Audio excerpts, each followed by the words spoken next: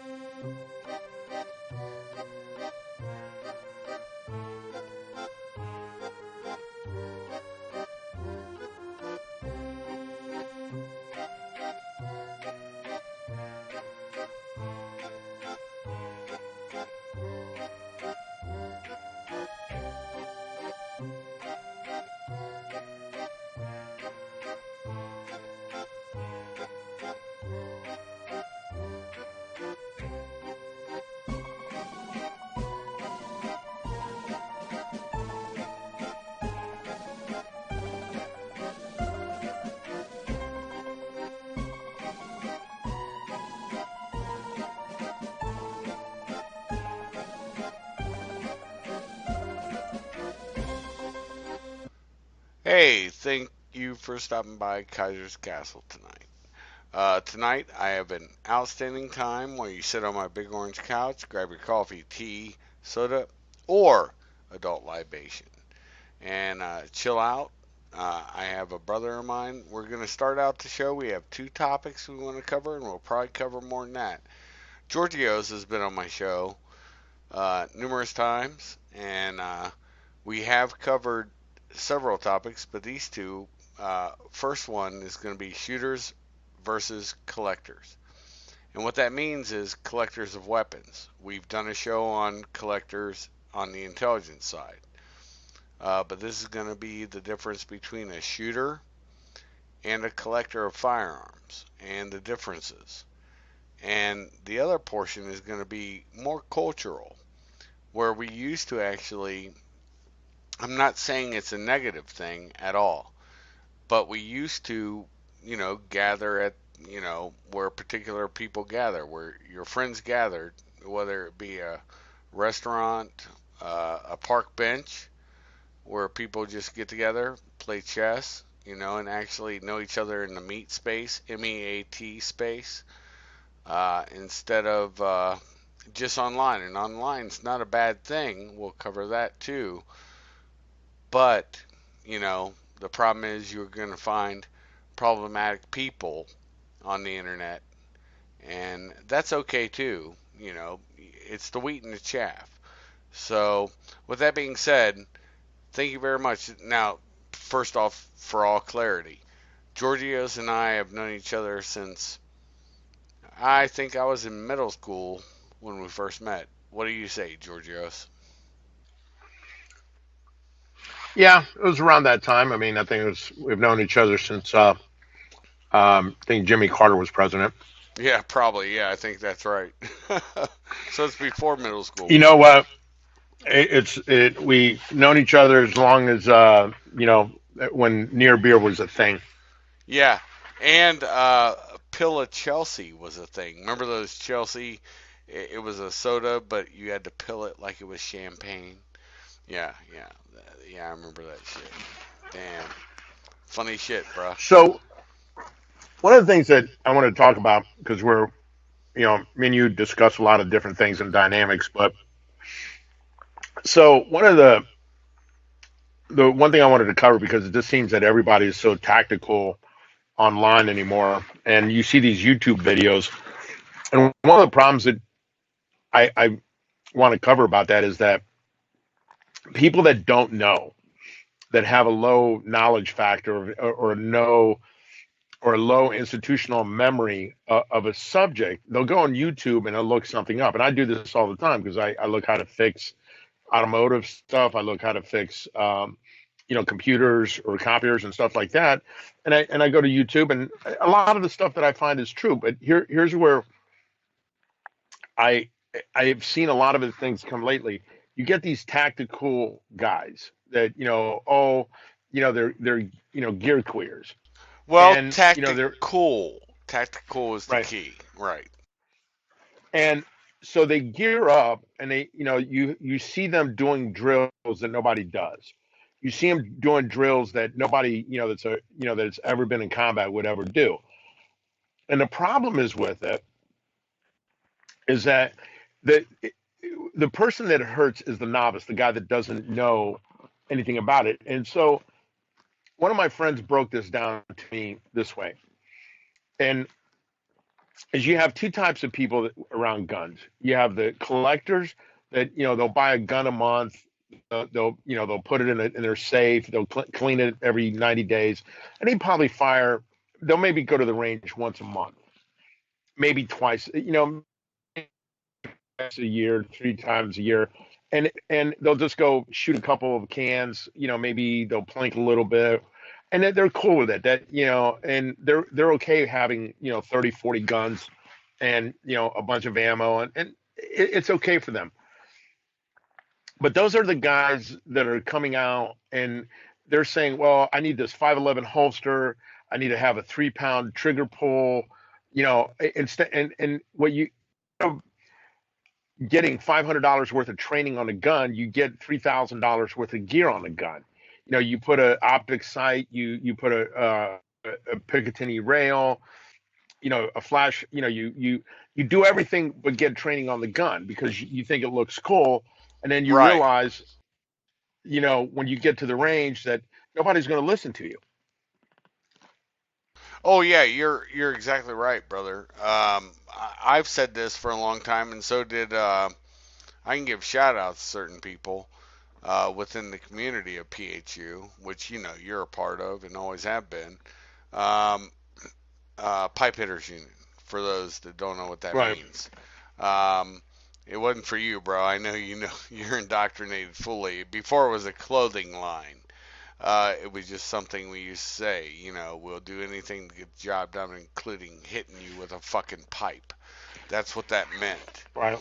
Um, but the interesting part to me is that we used to joke around back then during the day about we're going to put, 25 pounds of kit on a gun, not because it makes the weapon perform better. Sometimes it does with certain things, like the lasers and different things.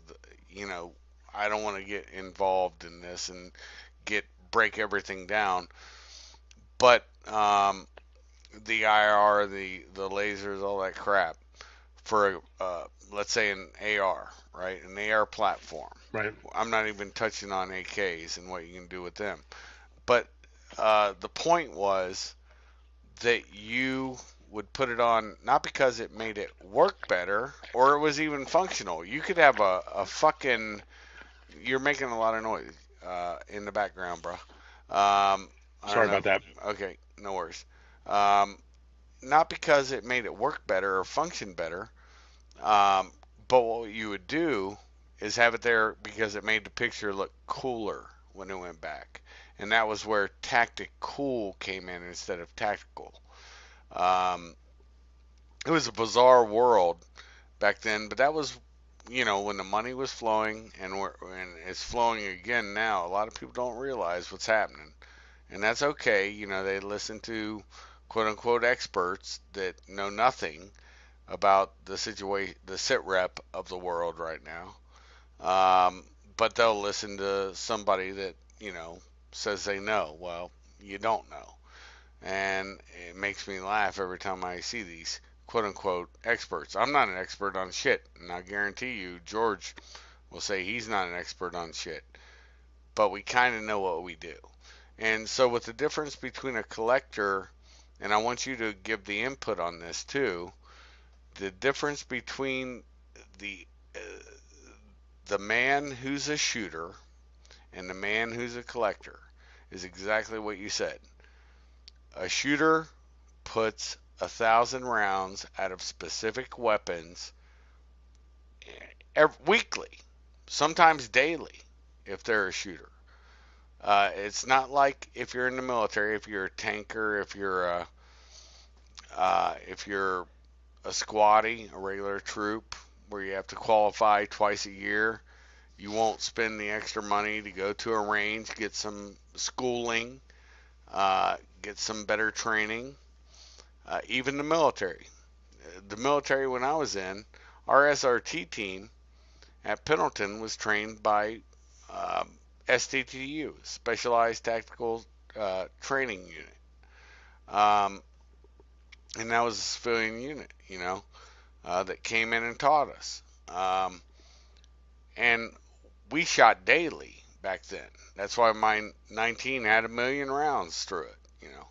It was not a joke back in the day. We trained. The problem is training is lacked. Now the collector, he collects a gun. If he's going to shoot 1,000 rounds, it might be within a month, but he's going to shoot it in various weapons. It's not the ones that he carries. He's not going to shoot consistently. And I did a video earlier where I took a Glock 19 past 50 feet, bruh, and I'm banging targets. And that's the thing. Know your equipment. Don't bullshit about it. On this episode, make sure your Glock's cocked, if that's what you carry. I know a lot of you are MNP fans and other fans. That's okay too. But train with what you plan to use. If you got your bolt action, close it and drop it down, and train with it. Learn that system.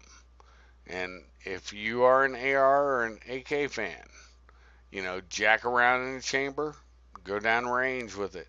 Learn how to move, shoot, and communicate.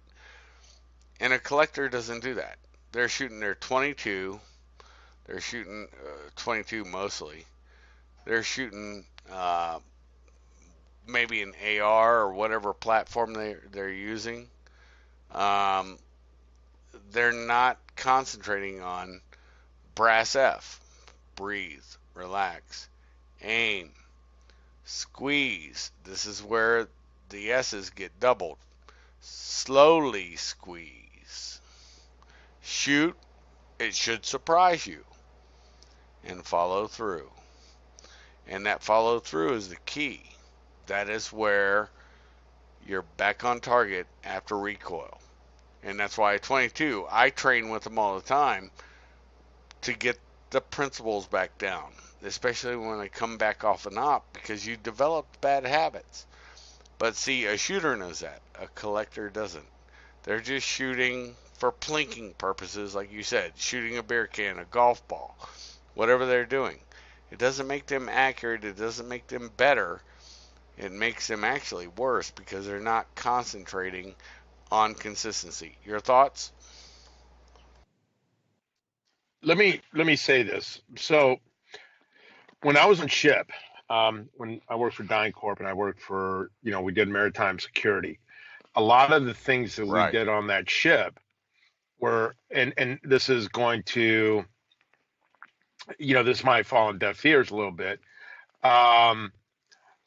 One of the things that happened was that there's a lot of things that, because it was a closed area, we were kind of lax on, I'm not going to say gun safety because that's not the right term, but we would leave our guns on the catwalk, and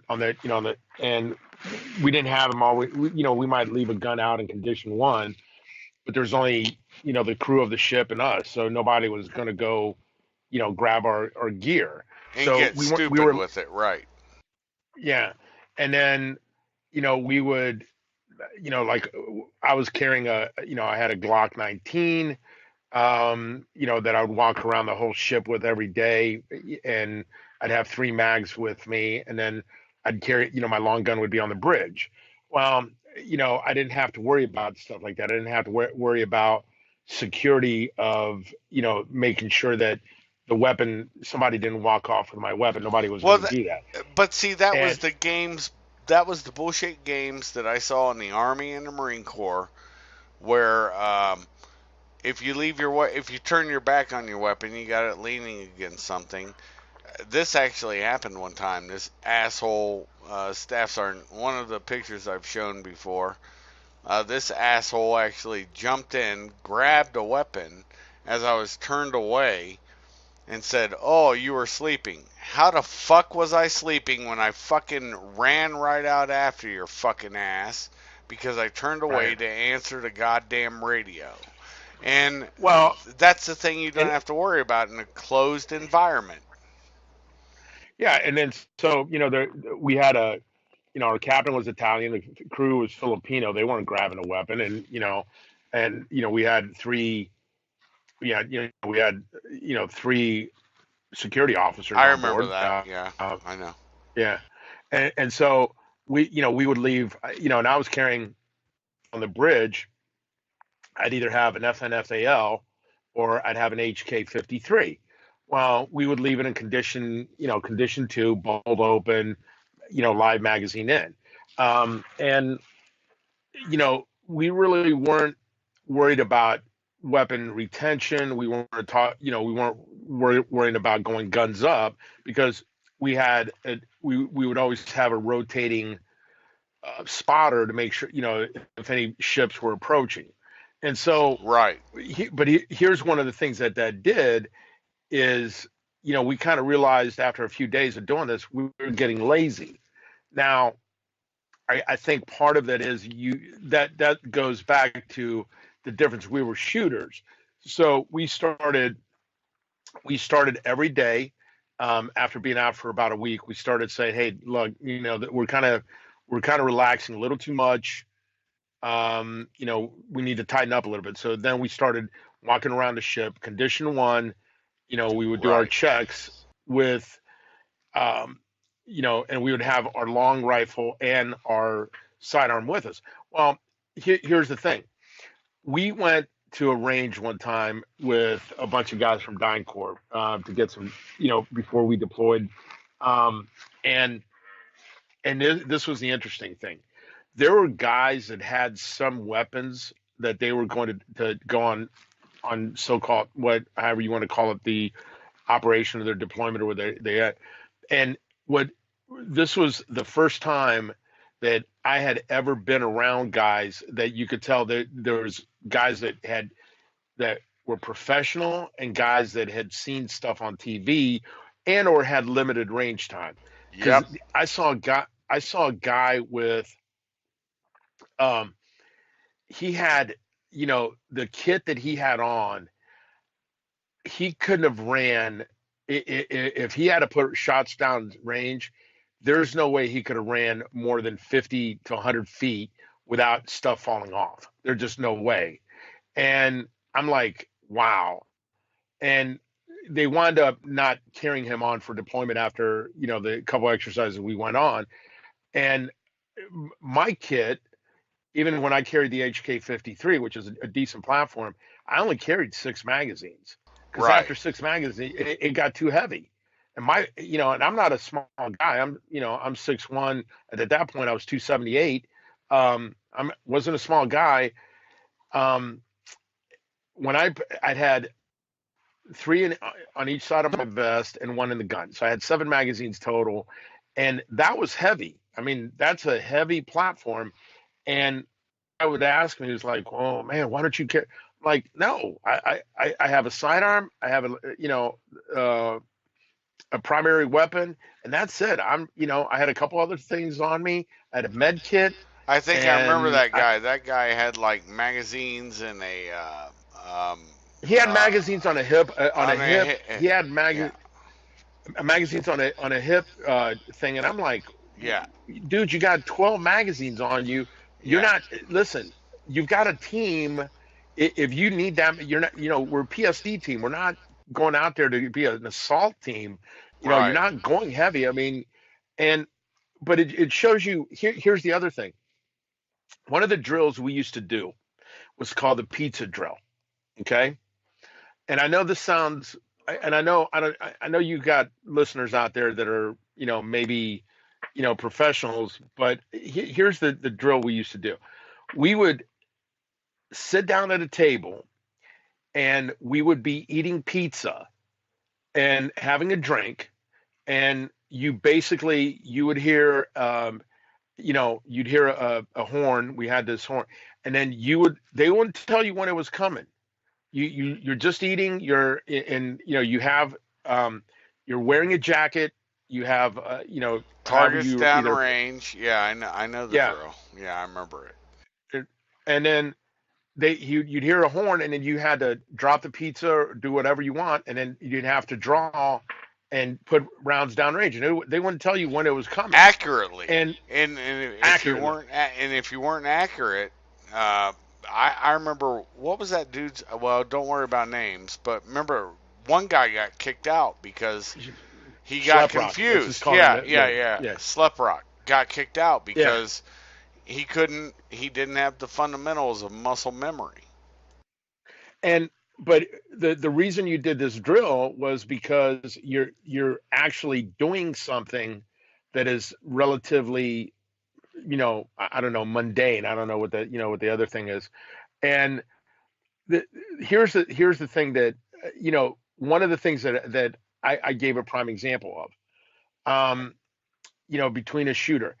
Um, People don't practice little things with their guns. Like go to the bathroom with your gun on. Right, Now, right, that's I think people think, oh, that's really simple. No, you have an appendix. If you have an appendix carry, which a lot of people are fond of, and you got to go to the bathroom, you got to remove the holster, and manipulate what how if you're going to go sit down, whatever. And people don't do that. They don't practice those things, and they think that, oh, I'm carrying, whatever platform you're carrying. I've got tritium night sights. I've got a 4 inch, 4 pound trigger. I've got a beveled, you know, uh, ejection port. I've got all of this.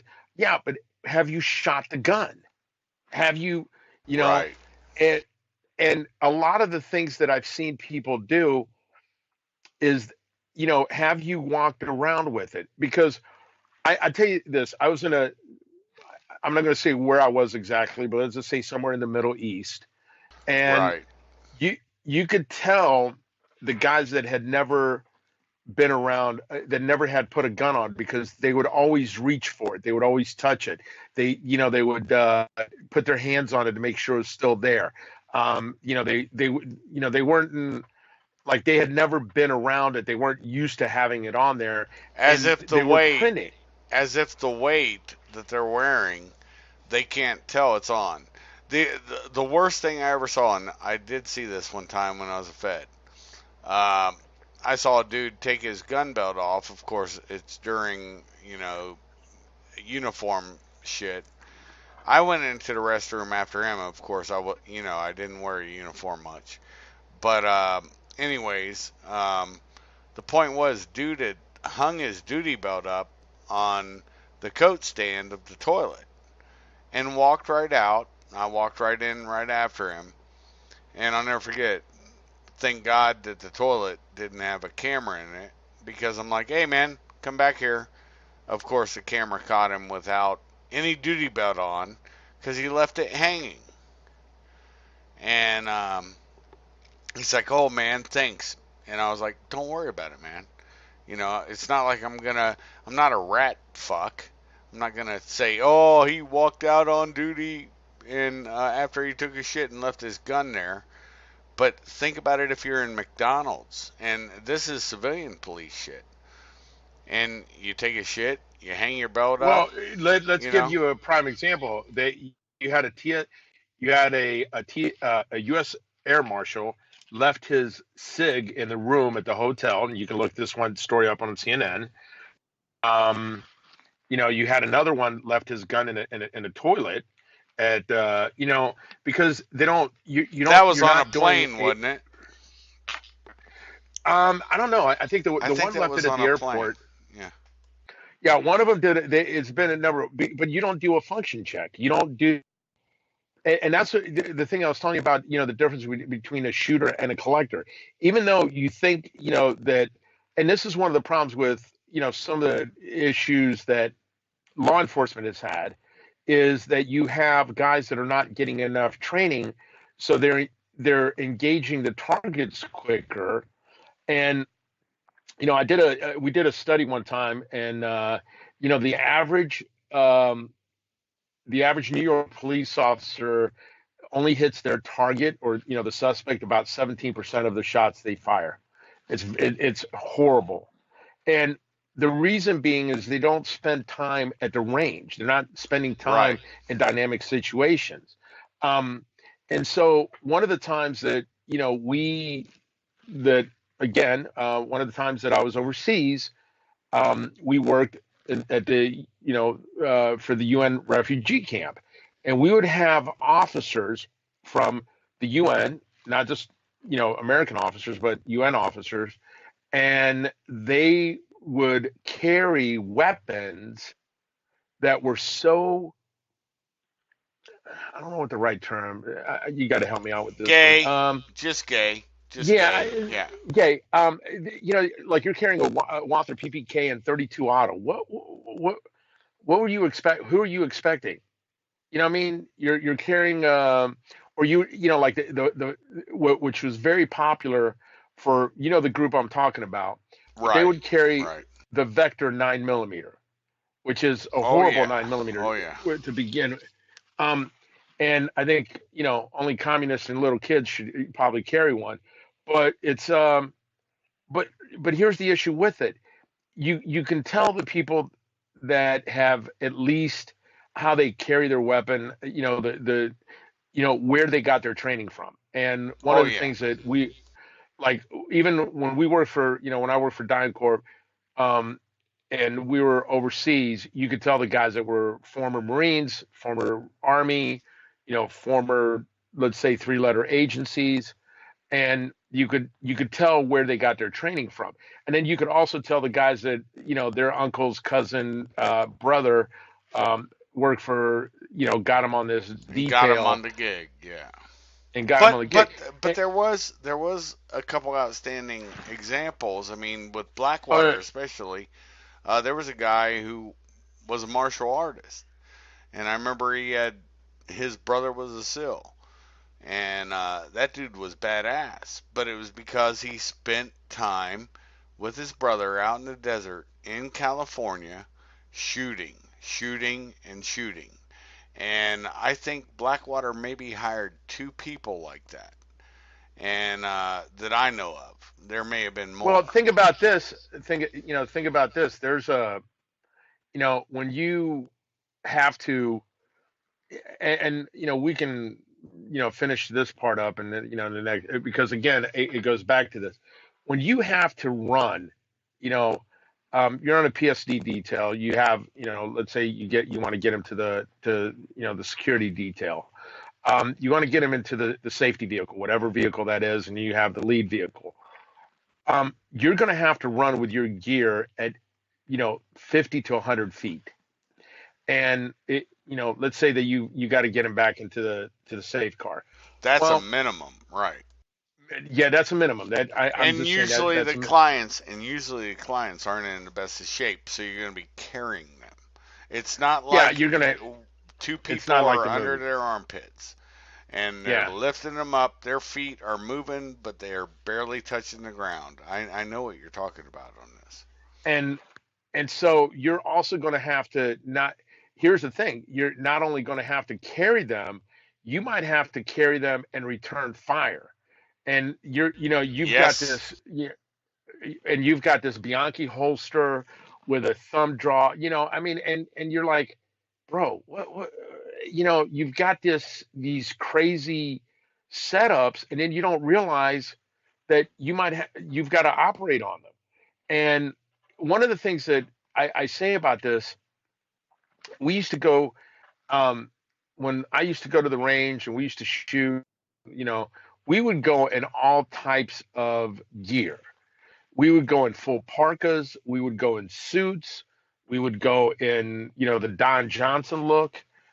And by the way, Well, remember um, remember where we got the suits from? It's the same place yeah, NYC detectives got them, and I still have right. two of them, where they I thought I cut the looked. Hey, suits.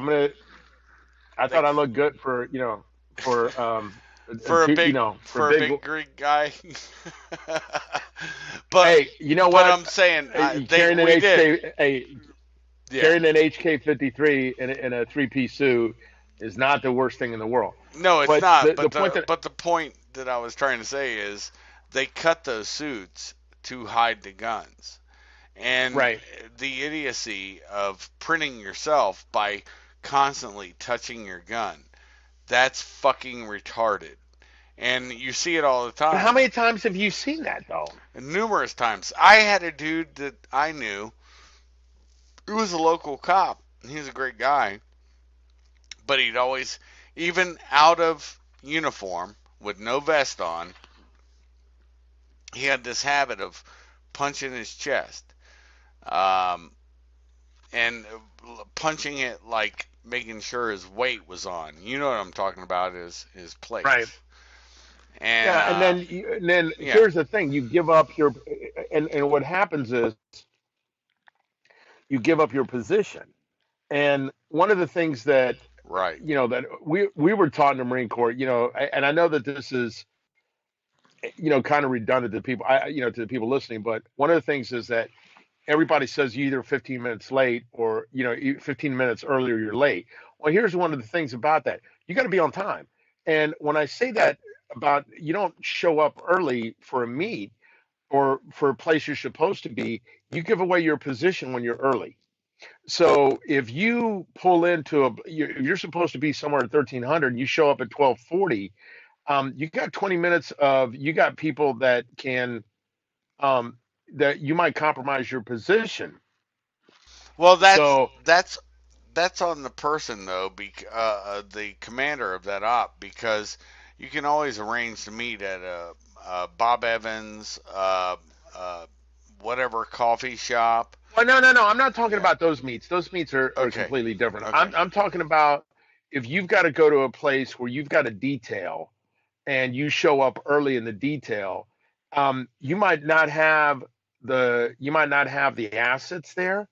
You might, if you are supposed to have, um, A let's high say air value cover, target, right? Yeah, I got yeah, you. and you're supposed to have an air asset that is helping you out, or for spotting for you, and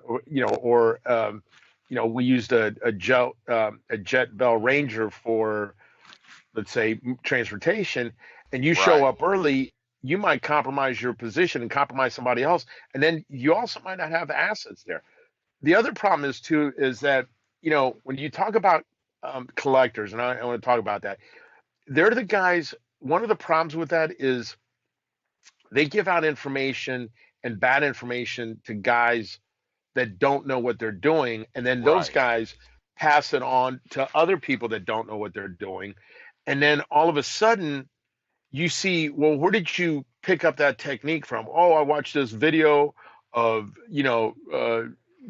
Schleprock, and he did this, and he was. I'm like, bro, you know um, that's not the way. Um, that's not the way you go about things, man. That's that, Right. and you could, and it's just like the James Yeagers of the world, yeah, or the Vodas. You don't know what you're doing. You're going to get somebody hurt. You're going to get yourself hurt, but more likely, you're going to get some other people hurt. You know what I mean? Well, the interesting part is on my last job over in Afghanistan, I really learned something with working with who I was working with. I'm not giving anything up on this. Um, I They gave me a platform that was awesome. Now it's a $400 platform. It's three rifle mags, and then they blend. And I actually hybrided it. I've told them that, G code. That's the name of the belt system. You guys can look it up. It's a Scorpion system, and you have like uh, four or five. I don't have the belt out right now because it's put up because things are happening. But um, it had four or five mags hanging off those three those three rifle mags, and for your pistol, and it's an awesome system. But I got used to the Safari Land drop leg holster, the thumb brake holster, and I got used to that years ago. I mean, there's pictures of me in Afghanistan and Iraq with it, and Well, I tell you, the system that was it was a 3 color camo, and it had I put a mag pouch on it on the right side in case I lose my left side that I can't grab for an extra mag. So if I have to reload between my knees, on my feet, however I'm gonna have to reload because I'm wounded on the left side, I always had 2 mags on that pouch. And honestly, that system works for me because I've thought it out. right. And that's the thing. A collector doesn't think about what happens if. Well, And and this is the yeah, other thing is the first three magazines in a firefight. The most important magazines in a firefight are your first three. yep, If you got to go to magazine number 4, 5, and 6, you're screwed. You're not in you're a firefight. fucked. Yeah, You're in you're in an ambush. If you've got to go to if yep. you're by the time you go to magazine 4 or 5 or 6, you walked into you walked into an NVA battalion. You didn't just walk Everything into failed. Everything failed. yeah. Yep. It goes and here's the final thought because I'd like to move on to the second part about what we were talking about. If you're going to if you are going to carry if you're going to do it, you have responsibility to be entrusted to do so. Get training in because you might be the last line of defense between you and a crazy person. Because the Oklahoma shooting at the Walmart was stopped by a concealed carry holder. Yes. And as they say, where we trained, everything, every mass shooting stops when the second gun shows up.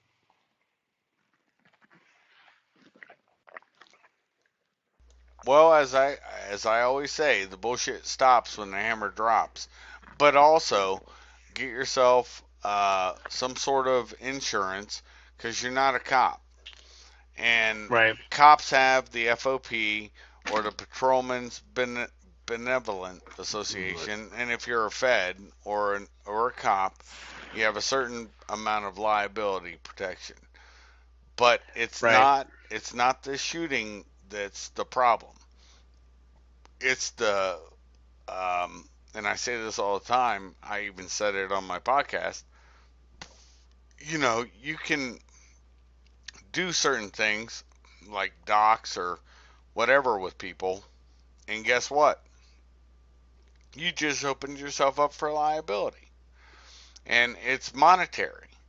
They can take everything you own, and that's why I have everything. Well, you know this, George. Um, Everything I have isn't in my name.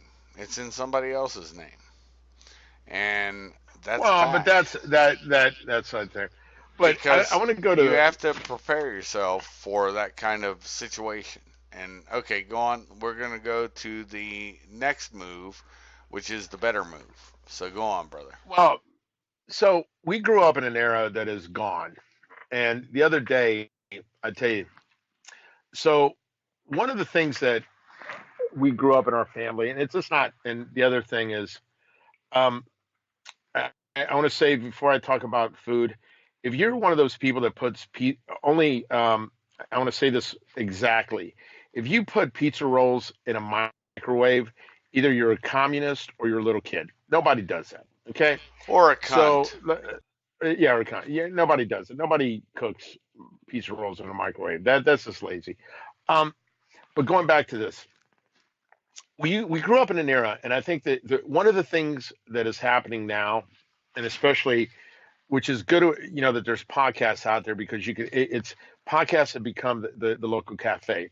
So when I was growing up, I got to tell you one of my favorite stories. 1979, I was in Greece for the summer with my grandfather and Yanis Yannikos, and we go to this little village called Langada, and so his it's his cousin, but it's his older cousin, and she passed away 1982, and she was about 103 then. Okay, very old lady, but she was still in her right mind. Um, because in Ikaria, a lot of people live to be over 100. But so I remember I was 13 years old. She made this tea from which is mountain sage, and there was about 4 or 5 of us at this table. Now, mind you, I'm 13 at the time, but all we did was talk about old. They just had an engaging conversation about history, and I still write about that. And one of the things that was really interesting about that experience was the fact that you got to share history with part of your family. And one of the things about that has gone today with social media, with Facebook, with Twitter and all, there's such a disconnect from the real world. And you think that a guy, people, you have opposite of, one of the things I really hate about this thing that's going on with the impeachment is, and not just this, but in social media, I get tired of the right calling the left snowflakes, libtards, and I hate the left calling the right, um, you know, racist, bigoted, all of that, because at the end of the day, we should all be saying, hey, listen, what do we do to make each other better? And part of that is we stopped. A lot of it is we stopped having family dinners together. We, we were or growing just up. or just even getting together in Remember, the Moose Lodge was our social media. yes. Now, for those, I explained. I want to say something because I didn't realize this.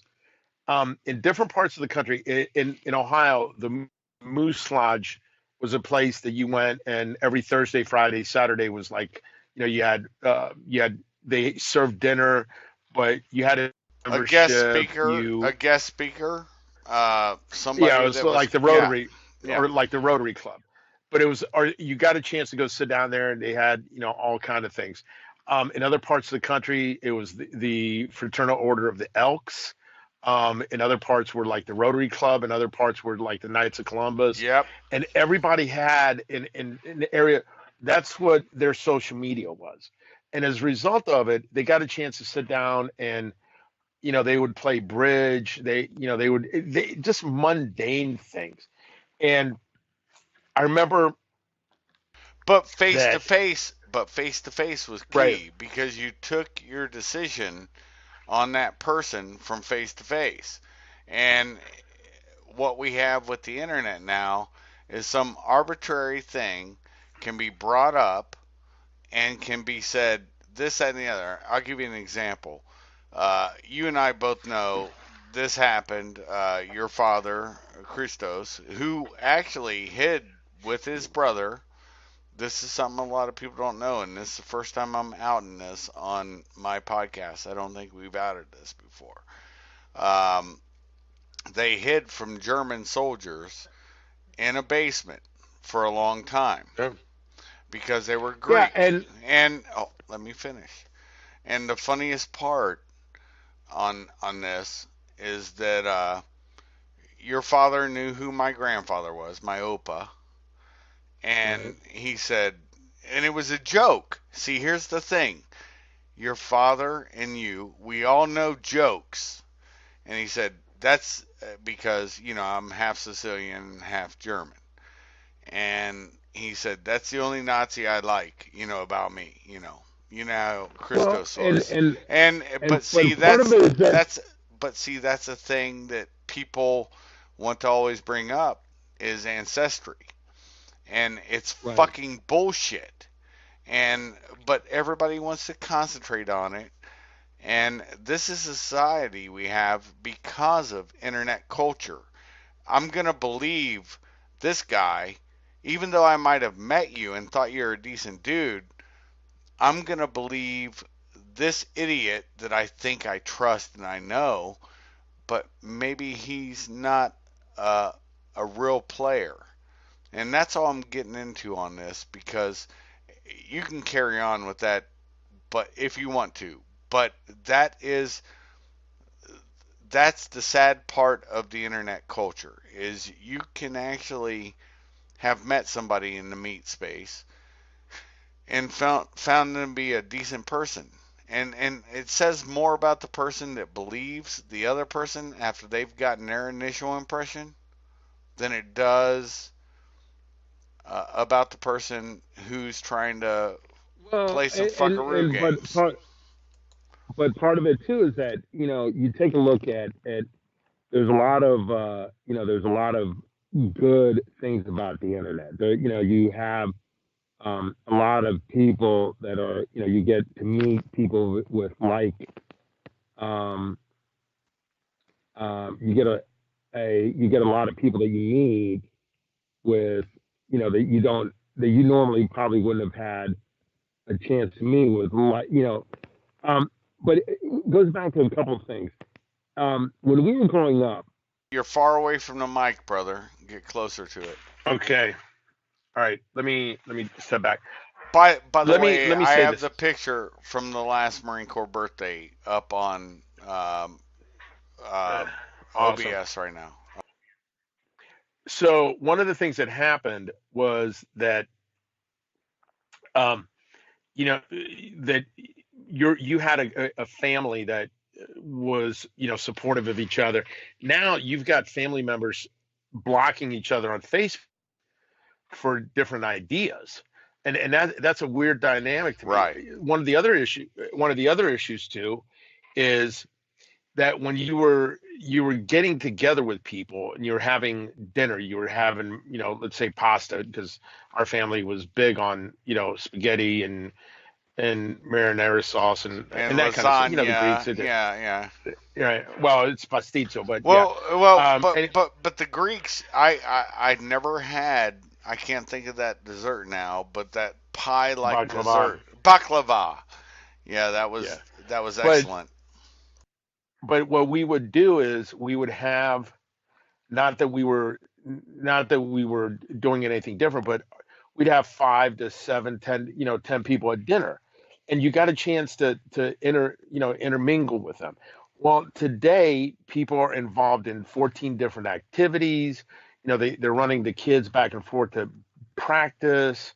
They're working, whatever, and as a result, you don't get a chance to really relax with each other or have any ideas. Here's part of the other one of the But other they don't. problems. But they don't get back to nature. They don't go out. It was one of these things I said on a podcast. I'll never forget this. You and I both know this person personally when we were kids. A philanthropic guy. Darby Creek Right. Park exists because of him. All of that land was his. And back in the day, you had a man that was interested in helping youth, okay? And it wasn't like he's trying to diddle them. And I'm not going Right. to get And into the yeah, specifics but of, what I was yeah. saying is about a lot of the interactions that you did, and one of the problems is that when you, not just in relationships and all that, but in you had a different kind of relationships because you're able to interact with each other. You're able to be supportive of each other. Now people are, if somebody has a different opinion than you, they'll call you an idiot. And I got into it today on in a group that I'm No, in. they call you a Nazi now. It doesn't matter, Well, man. no, but it's not just the Nazi. They'll call you different things. But if you disagree with them, they think that they're only their opinion is the only thing that matters. And I'm like, well, wait a second, what's the value of you being connected? Because at the end of the day, you want to be we're as humans. I'm not talking about as humans. It doesn't matter what culture you're in, what part of the world. We are designed to interact with other humans. We're designed to have human contact. We're not designed to be isolated. You're And right. the problem with technology is it's easy to become isolated because you can, with Uber Eats, you don't have, you could literally work out of your house if that's, if you had that kind of profession, and literally you wouldn't see but one person a day. Well, And our brother Paul does that, and he works for the government. He has that ability right, to do that, but and that's not a very good. What I'm saying is that's not a very well, yeah, but then Paul's a little bit different. But it I'm creates saying a is, closed society. I know what you're saying. I'm saying and then that's you not a good and way. then you and then you don't know what it's like to interact with somebody. You also don't know part of the other thing about when you were having dinner together. It was relaxing. You didn't, I saw a guy the other day, and I know that, I don't know if you ever go to this restaurant or not, but he was a Piata, and he had lunch, and he didn't even get it. I mean, he could have not. He was through his food in less than 5 minutes. I mean, he was just scarfing it down, and he was looking at his phone, scarfing his food down, and he was in and out like in 5, 6 minutes. And I'm like, man, that cannot be enjoyable. Right, And right. one of the times I was, and I got to tell you this, and I don't know if me and you've discussed this or whatever, but the times I went to this restaurant I was in Argentina, I was in Buenos Aires, and we went to this restaurant.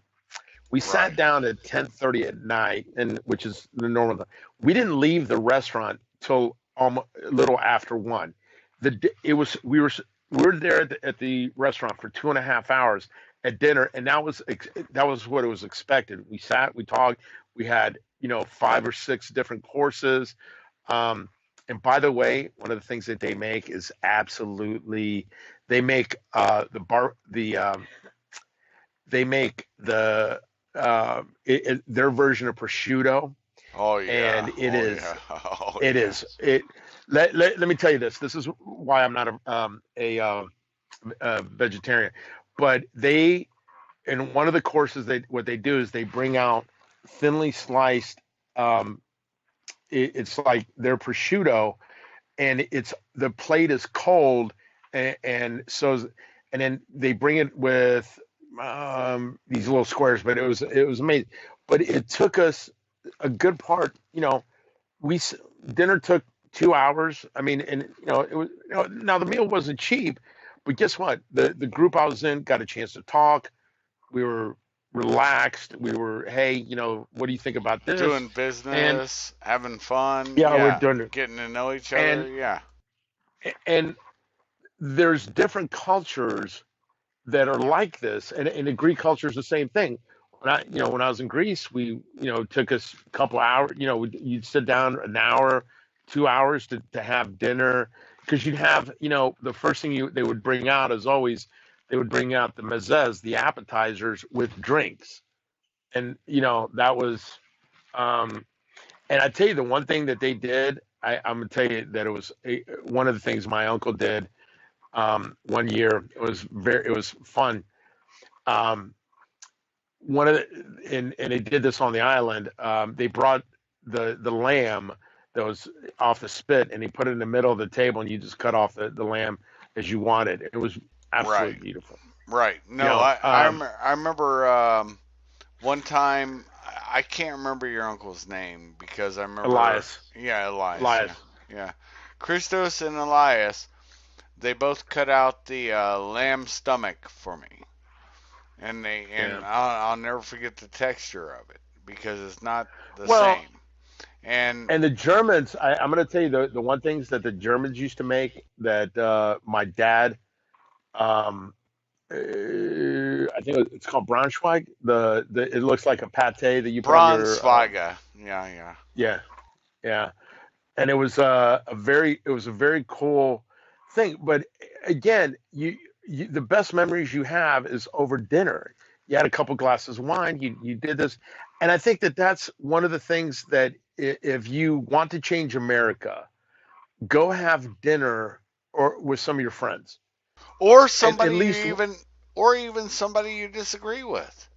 Talk to them. yeah, and then to sit down, and you'll realize that if you have a beer with them, maybe a Hefeweizen, and you have a beer with them or something like that, you'll realize that most people aren't that much different than you. and that at the end of the day, they are they are a very everybody's got the same goals. At the end of the day, you want to go home to your spouse, your significant other. You want to have maybe a libation. You want to have a good dinner. You want to go to relax, maybe watch TV a little bit, or whatever you want to do. We're not that far apart. Everybody, it's just the only difference is how do we get there, and Well, that's at the end. there's an opening that I can point to in the Kingdom of Saudi Arabia, just like with your uncle. I'll never forget it. It was the same thing. They had cooked a lamb in an open pit. Open pit meaning they dug a hole in the ground, wrapped it, and cooked it on charcoal. And me and J Dog, Bob Jarvis, I'm not saying anything that he would be upset about because it was an epic night. Me and him went there. Captain Khalid, uh, at that time he was a Saudi Frontier Force guy. It's like our National Guard. And Captain Khalid cut out the stomach of the lamb and he gave us both pieces. And it was just like the same thing. It was a familiar taste. It was something that was gifted to me by your uncle and your Right, father. And it brought back good memories. It has a different taste, a different texture, but it was right. still the same kind of family thing where we're talking. And so when people think, here's the cool part. I I hate think that nobody. I, I hate nobody. I you don't hate. create. I think what you're trying to say, because I've got to let's Okay. All right. I'm going to have to log off We'll here in a wrap second, it. but I We'll think what wrap you it. I think what you do is you create better memories when they're around food and a substance, because those are the kind of memories that linger over 30, 40 years later. You still remember when you did things like that. And I think that is one of the things that I think is missing, is that when you create better memories, you have a better life experiences, and you get along better. Yeah. Is No. that so? I can't doubt you a bit because I believe that. Because I don't have bad memories, even with people that may have bad memories or whatever, or their thoughts, whatever. It really is irrelevant to me. And Right. I still have my memories, and I'll hold those sacred. I hold. Yeah, and I think that's the thing you have to go. Anyway, We're good. Shuffy, is always a pleasure to be on your show. I hope we got a good conversation, got some good information to people out there. And my last final thought is this, and I always say this to people that, especially my fellow veterans that might be listening. If you're in a dark place, and you don't a temporary situation, go get some help, ask for help. There are people listening, and there are people that are willing to help you, because we all have demons, and sometimes even the darkest demons have some of the brighter halos. So with that, Exactly. Exactly. I bid you good night, sir. I Simplify I and love keep the you. faith. Simplify and thank you for stopping by Kaiser's Castle. And I mean this, folks. And he knows this, and everybody who knows me knows this. If there's ever a dark time in your life, all you have to do is type in a question. It's exactly. Reach out. All right, man. I got to log All right. off. We'll talk. Much Thank you. love. We'll talk soon. Bye.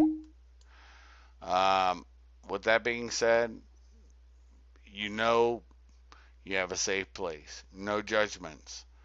You're a veteran. Um, the idiots that want to defame you, don't worry about it. They're exactly that, idiots. And just realize there are people that stand, and there's people that will run in the face of something bad. Well, guess what? I don't run from shit, and neither does anybody else that I know. Thank you for stopping by Kaiser's Castle. Thank you for sitting on a big orange couch. And I will slowly raise the drawbridge when you're done with your coffee, tea, soda, or adult libation. With that being said, shuff out.